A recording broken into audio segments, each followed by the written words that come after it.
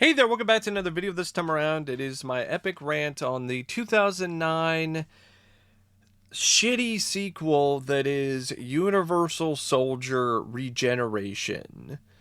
More like Universal Soldier Regurgitation, because this film is so bad it makes you want to puke. I know that this film is a movie that has its fans, to each their own. I've never liked this movie, and in all honesty, I think this is easily the worst Universal Soldier sequel starring Van Damme, because this is just a painful dirge. It is such a dull, boring slog of a film to sit through, and it's depressing. That's really what it is. It's depressing and it's sad because it takes Luke Devereaux and turns him into a total, absolute sad shell of himself, and for some reason decides to take a Christopher Nolan approach to the Universal Soldier franchise of all things. So yeah, this film sucks. But before I get around to sharing more of my thoughts on it, though, I would like to give a special shout out to Adrian for requesting the review.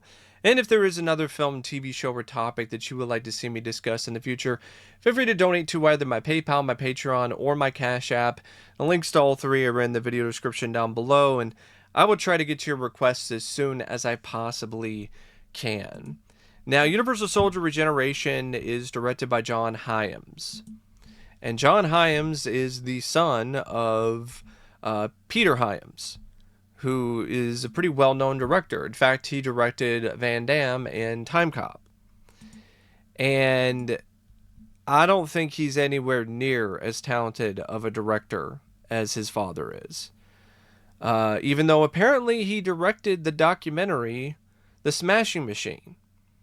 The film that was the basis for the film of the same name starring The Rock.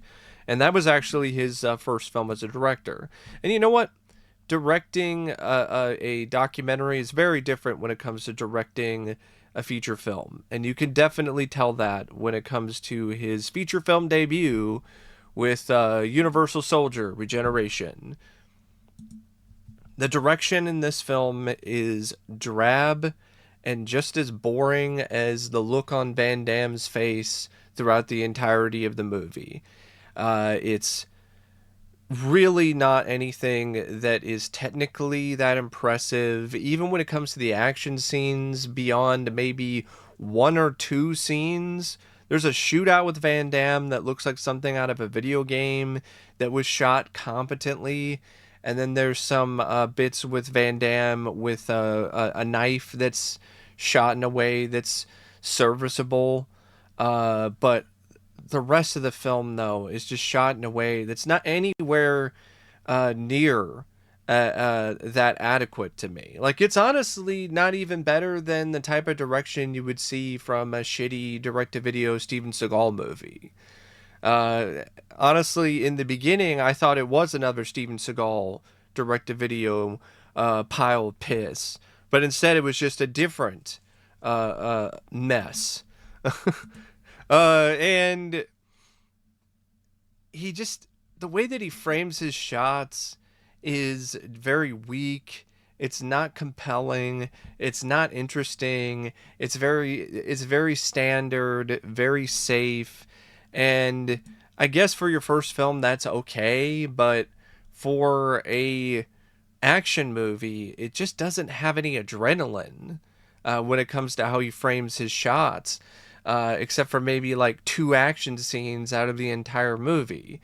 And then when it comes to showcasing anything in terms of some really ambitious camera work, or anything that shows any sort of sense of risk or genuine a skill that is above even just an average level, there isn't a lot of that. In fact, I think the only reason why this film looks somewhat decent is because his father was a cinematographer. Because other than that, this film, it just looks like shit. Like it has this very gray and brown haze around it. I don't know if it's the way it was lit or what camera Hyams is using or how he was shooting scenes with a certain particular kind of lighting. I don't know what it is, but it looks awful. And any attempt to try to obfuscate or cover up the very low budget is also something that's pretty pathetic when it comes to this movie. I don't understand anybody who argues that it actually looks like a bigger budgeted movie. I've read reviews like that for this movie when it comes to the direction, and I don't see it at all. And it's not dynamic direction. It's not full of, that kind of punch that you're looking for out of a Universal Soldier movie. The direction for this film just fucking sucks. It really does. Now, as bad as the film's direction is, it's nowhere near as shitty and as stupendous of a fucking fail as the screenplay is by Viktor Ostrovsky. This screenplay is not only bad, it's infuriating. Especially if you're a fan of Universal Soldier. I don't understand why fans of this franchise praise this film. Or praise Day of Reckoning. I don't understand that at all. It's really something that baffles me. It's almost on the same level as fans of the Alien franchise praising Alien 3. Because it's a very similar sort of thing. Where it takes the spirit and the soul of the franchise and then just decides to spit that out entirely and leave it on the ground or pick it up and then throw it in the trash and replace it with something that's massively inferior and a lot of gritty and dark edge to it, which in Alien at least that kind of felt in the right place. In Universal Soldier, it doesn't feel like it's in the right place at all. You're going to take a movie which had Jean-Claude Van Damme cracking jokes or has a scene where he's getting in a fight at a diner and he's saying lines like, I just want to eat. And you're going to turn the movie into a depressing, realistic, gritty, grounded sci-fi action political thriller. It's not a good fit at all. It's very ill-fitting for this franchise. And it really shows because from the beginning of the film, it doesn't even have the look or the feel of a Universal Soldier movie. It starts out with these random characters you don't know shit about who are going to some museum, some art museum, and apparently it's the son and daughter of a Ukrainian prime minister. And these guys in ski masks come in and they kidnap these two. And they wind up holding them hostage for this group of terrorists called the Pasilan Liberation Front. And you're like, okay, what the fuck does this have to do with Universal Soldier? This is supposed to be a sequel to the first movie. At least that's what I thought it was. And you have this random nonsense, and there's no sign of Luke Devereaux. There's no Unisols. What in the hell is going on here? And then you wind up hearing about their plan, where this group of terrorists wind up taking over Chernobyl, and they threaten to detonate it if they do not have their demands met, which is just more generic stuff involving a liberation group where, okay, they want their members released from prison. And I'm like, oh, great. Now you're reminding me of Air Force One, a film that I would much rather be watching right now, because that's not only a better written film, it's just a better film, period, and it's actually fun to watch, and it has way better characters. There's actually a reason to give a shit about the plot involving the liberation group and the political thriller element, because that's a political thriller, and this is Universal Soldier Regeneration. why the fuck am I watching a shitty political thriller in a Universal Soldier sequel? So that's what most of this plot is, by the way. The majority of this script is just a really shitty, boring political thriller with a weak villain who I don't even honestly even remember the name of the guy. I think it might be Commander Topov, but I'm not entirely... Yeah, it's Commander Topov, I believe. Or maybe it's Colonel Petrov. I don't care who it is. They are both interchangeable in terms of their character, and they're completely fucking forgettable. So the villains in this are these really forgettable, lame-ass terrorists, and your heroes are these Universal Soldier doctors and some really shitty, stupid-looking unisols that they decide to employ or deploy out into the field with these stupid-looking scopes on their head that makes them look like fucking Digital Man from the 1990s, a direct-to-video Pyle that you would find at your local Blockbuster back in the day. I mean, seriously, go look up Matthias Hughes and Digital Man, and that's exactly what these stupid-looking unisols remind you of. Why do they need a fucking scope anyway? That's fucking stupid.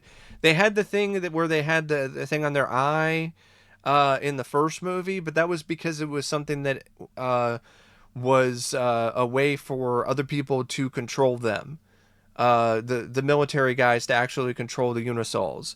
This is just stupid looking and doesn't really add anything. And there is this super unisol who is this NGU. That's always called. He's just called an NGU. Like it doesn't have a name. You know nothing about him.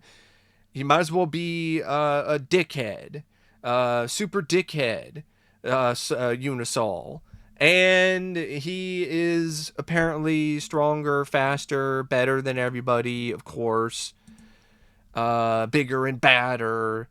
And he's the one that's being utilized by the Liberation Front and this other doctor who defected, and Dr. Colin, who was involved with the Unisol program. And by the way, these doctors are characters that were invented solely for this screenplay. Dr. Gregor is not mentioned. There's nothing that is honestly barely even a connection to the first movie, which makes this script even more annoying because it honestly plays out like either a really bad, bland political thriller or a really piss-poor, pathetic Universal Soldier sequel / reboot or remake. It's the kind of thing where it's a sequel, but kind of not. Like, they really wanted to make a remake instead, but they didn't want to piss off the fans too much, so they made it a very loose sequel that reeked of loose bowels and loose stool. So you have all this stuff with these different doctors, with these different Unisol programs that didn't exist in the first movie, and so you're wondering, okay, when is Luke Devereaux finally going to show up in this plot? He shows up eventually, and he's in rehab now with some random other doctor named Dr. Fleming, and apparently he is in rehab because all of the progress that he made at the end of the first movie is just gone. It's like the screenwriter went with the really awful alternate ending of the first movie, minus the fact that Luke Devereaux died. I'm like, great. Why is all of the progress undone? Why is his humanity completely gone out the fucking window? Where is his personality? Where is any of this? What's going on with the reporter lady? It ignores the return in terms of the continuity, but then it also seems like it ignores the first movie too. It's like, okay, If you're going to ignore the return, that's one thing, but you're going to ignore the continuity of the first movie too, then what the fuck even is this film, and why is this even being made to begin with? Other than just to sucker fans of Universal Soldier into buying the DVD. And no, I did not buy this for $14.99 at Hollywood Video. Thank fucking God. I only paid, I think, $1 for this at a pawn shop. And even that was too much for this fucking piece of shit. So, Luke Devereaux is now in rehab, and he's a sad, just absolutely pathetic little wimp for most of the movie. He's even fallen asleep watching the Animal Planet, and apparently eventually he gets grabbed by the military because they decide that they're going to use him to try to stop the NGU and stop the terrorist plot. And you're like, okay, finally. But not before he's injected with a bunch of shit, and there's a bunch of just really boring dialogue back and forth between doctors. And I'm like, why is this screenplay taking this shit so fucking seriously like it's a sci-fi drama? This is Universal fucking Soldier. I gotta quote Andrew Scott here. Are we having fun yet? Fuck no, we're not. Because there's no fun to be had here. Even when it comes to the NGU and Andrei Arlovski, the UFC fighter, that's not even fun. Because it's just a one-sided beat 'em up with this guy. He just shows up and just beats the shit out of other Unisols or other people, and just mostly just punches them repeatedly. And that's it. So it's like watching multiple squash matches in a row, but without the personality of somebody like Goldberg, or the finishing moves like somebody like Goldberg has. There's no jackhammer and then the finisher. It's, you know, it's just it's just fucking punching repeatedly in the face. That's all that it is. It's basically like watching a Brock Lesnar squash match over and over again, but without the suplexes. It's fucking boring. It's the opposite of intimidating when you're trying to make this new Unisol look like he's a big badass. And then you're probably thinking, okay, what's going on with Andrew Scott? Because he's also in the you know, the poster, and he's in the trailer. Well, the other doctor defected who's working for the terrorists. He created a clone of Andrew Scott, and he uses him as essentially a fallback option if the NGU decides to act outside of his programming, or the terrorist group tries to give him any crap. And so eventually, and the clone Andrew Scott goes rogue, predictably, and now you have two rogue Unisols going around in the finale, and Devereaux has to deal with both of them. And oh, I almost forgot about this guy named John Kobe. Oh, I think it's not John Kobe. This other guy. I think it's Kevin Burke. I think it's Burke. Yeah, it's Burke. Who's this guy who looks like Christian McCaffrey from the San Francisco 49ers. And he's like a guy who works for the military, who's helping them out, doing reconnaissance, trying to get the hostages out of Chernobyl. And there are long stretches of the script where it just cuts to this guy. And I'm like, this guy is a fucking block of wood. He's a nobody. Why are we focusing so much on this fucking random ass fucking soldier, Christian McCaffrey looking motherfucker, when we could, you know, actually be having scenes with Luke Devereaux, the Universal Soldier? But no, instead, we don't have that. We just have a lot of scenes of Van Damme as Luke Devereaux looking sad and looking depressed. And then finally, after over an hour into the movie, I think like an hour and 10 minutes into an hour and 30 or an hour and 40 something long minute movie, you finally get Van Damme's Devereaux in action. And it's like over an hour into the film. It's way too goddamn long of a time to wait for Devereaux to actually be in an action sequence. The little fight that he has in the bar doesn't count, where he beats the crap out of an innocent guy because he's crazy now. Great. Just what I want to see. So he gets juiced up again. He gets sent out there to Chernobyl, and you have actually a pretty decent action scene where Devereaux takes out a bunch of terrorists with a rifle, and it's actually fairly well choreographed and fairly well structured. That doesn't mean it excuses all the other bullshit when it comes to this movie and its plot and the entirety of the fucking film. Then you have a fight between Scott and Devereaux, and there are parts of it that I don't mind. You know, they're just smashing through walls again, and it's kind of a fun beat 'em up type of thing, you know, where they're just throwing their weight around. But it's distracting and not as good as it could be because there's obvious fight doubles throughout the entire sequence. So it makes the sequence tainted as a result, and so does the stupid way that Scott gets killed. He gets like a pipe shoved into his head, and then Devereaux puts a gun into it and blows his head apart.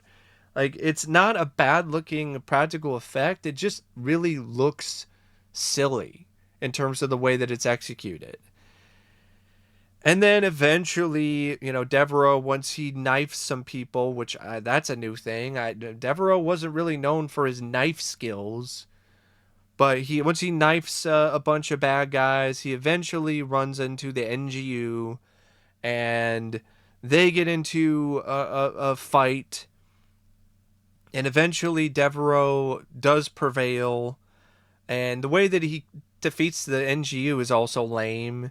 Like, you think he's going to get some more shots in on him, you know, some kicks, some, you know, stuff like that, but there's a little bit of that, but there isn't enough, and then he just takes the bomb that was going to be used to blow up Chernobyl and uses it to blow up the NGU.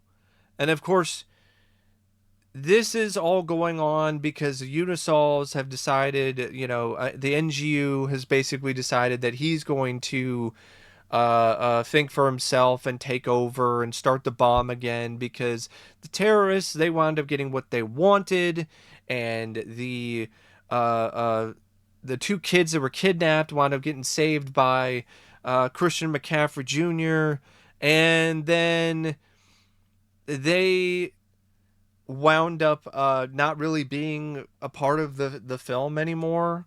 Well, a good chunk of the terrorists not only, you know, got killed by Devereaux, but also I think the leader, he got killed by Andrew Scott or the NGU, and it pretty much just left Scott and the NGU, which are the only remaining threats.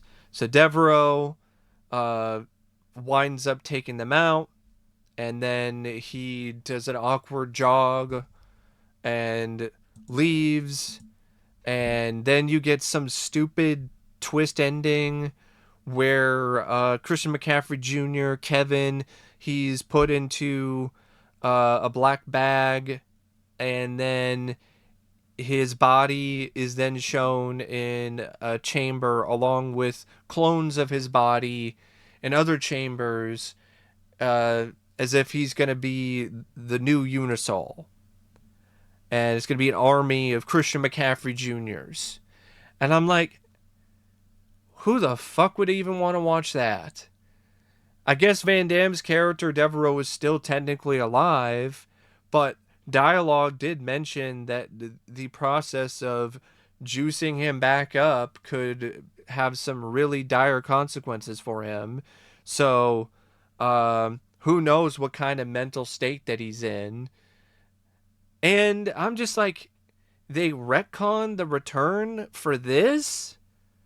for a story and a script that is honestly rather disrespectful to the legacy of Luke Devereaux, and is just a really shitty, boring remake of the first movie in a really bland and very uninteresting setting in Chernobyl, which was shot somewhere in Bulgaria because, it was cheap. And just a ton of expositionary dialogue by a bunch of characters there's no reason to give two shits about. A really lame political thriller plot that takes over way too much of the movie.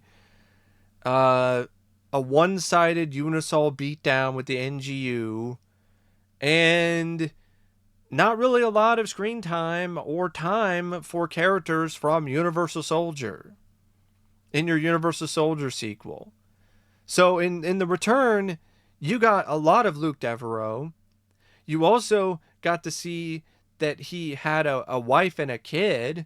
So what happens with this script is even more frustrating because you take away Luke's well-deserved happiness.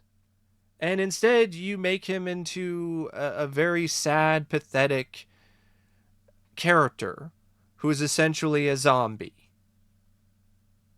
So, yeah, this script just pisses me off as a fan of Universal Soldier. And even though I did have some issues with Universal Soldier, enough that I didn't think it was a great movie, but it's a fun film,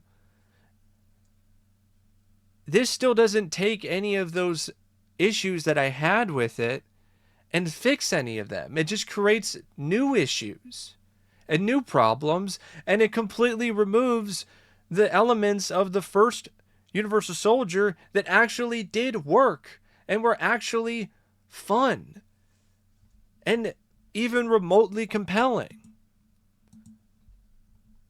And if the screenplay isn't bad enough, the cast isn't really that much better. Maybe by a little bit. Van Damme as Luke Devereaux, he just looks tired. And this is how Van Damme really, honestly, was in a lot of these movies around this time of his career. He just looks tired. He looks like he's about ready to fall asleep any second. And you can hear it in his dialogue. You can hear it in his performance. And it's not fun to watch. It's like his spirit is just gone. And the character that he's playing, this version of Luke, is very much a zombie. So I guess that performance kind of fits. But it's still very sad to watch. And it's really something that is just holding the film back in a lot of ways. Because he's absolutely the film's biggest star. And he's not in it a lot. And when he is there, he's just got this just bored, sad, drugged out look on his face. As if he took too much Benadryl before he decided to start filming. And he's about ready to pass out. Dolph Lundgren is a little bit better, but he's also not given much of anything to work with. He's just a clone of Andrew Scott. There's one scene where he kind of does a Blade Runner kind of thing, where he relays these questions that the doctor was asking him to use to manipulate him, and he turns it around on him.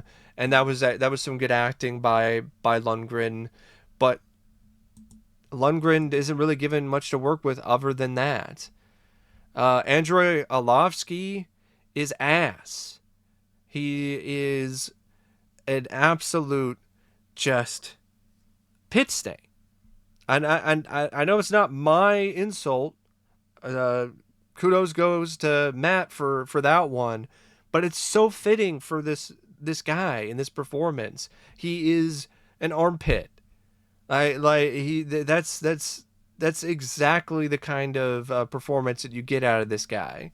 The only thing you get out of him is maybe some bits where he breaks out a sweat and then he stinks up the screen. That's all that you get with Andre the Pitbull Arlovski.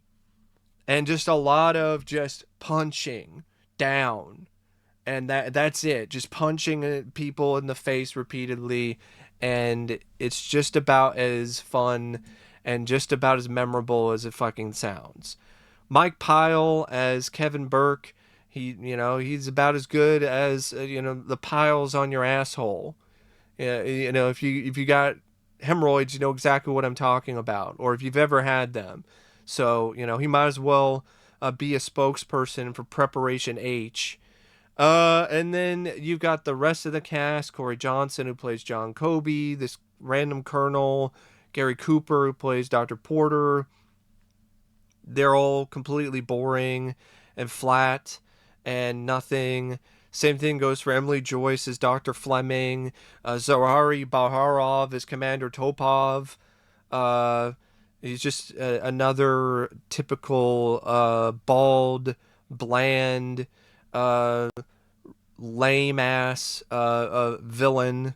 Same thing goes for Aki Avni as Colonel Petrov, and literally everybody else in the cast, in all honesty. There's nobody in this cast that really delivers, in my opinion, like a good performance. Other than maybe Dolph Lundgren, but that's only because the one scene that he was given that gave him anything to work with, he did the most with it. But everybody else, like, they're either given really bad dialogue or bad characters to work with, or they just don't do a good job at all. And then you have the cinematography by Peter Hyams, which is not bad. There are some moments where the cinematography actually looks kind of good, especially for a low-budget movie. And that's because it's by Peter Hyams, who's a very experienced director of photography and filmmaker. So it's not like he's giving his A game here, but his lowest effort is still better than most people's best. And then definitely does show here with this film. The editing, but though, by Jason Gallagher and John Hyams, nah, not so much.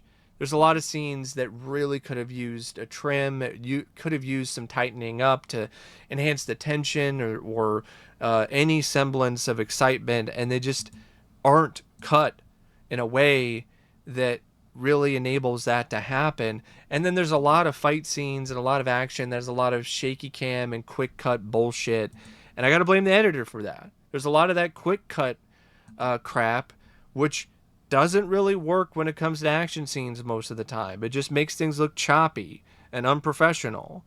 And then speaking of unprofessional, you got this score by Chris Hill and Michael Krasner, which is, in my opinion, crass, and here's why. It's a crass score because it's a really just disgusting and lazy take on Ennio Morricone and his work in The Thing, or something you might hear from John Carpenter or Alan Howarth, but in the worst possible way, in an insulting, disrespectful way that literally sounds like a knockoff. And why is this kind of score in a Universal Soldier sequel to begin with? Like, this is not the kind of music that really, in my opinion, is representative of Universal Soldier. I don't know about you. When I think about Universal Soldier, I don't think of the score from John Carpenter's The Thing. But it just shows you how ill-fitting every single fucking thing about this movie is, including the outfits that the Unisols wear in this movie,